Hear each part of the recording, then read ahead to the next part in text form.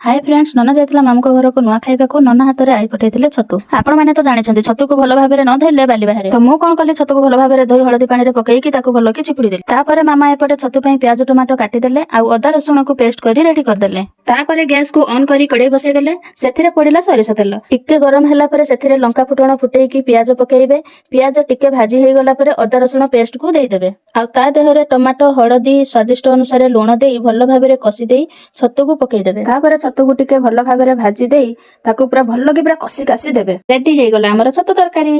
Video टिके skip करंतुनी, आउरी अछि। अजा कहले बढ़िया हेछि, पुणी कहले रह मु आउ थरे टेस्ट करिकी देखे छतु तरकारी टी केमति लागुछि। तापरे कहले वाओ। एपटे मामा मते तांको हातरे खुआई देई कहले केमिति लागुछि। मु कहले बढ़िया हेछि तो पूरा टेस्ट। आपण माने तो जानिथिबे मा हातरे केते स्वाद थाए, तो मामा हातरे छतु तरकारी टी खाई कि मते तो बहुत ही टेस्ट लागिला। हां, जदि ए वीडियो टी आपण मानको भल लागि थाए लाइक शेयर कमेंट करबा सहित आम Seemanchal express new YouTube channel को सब्सक्राइब करनेबे।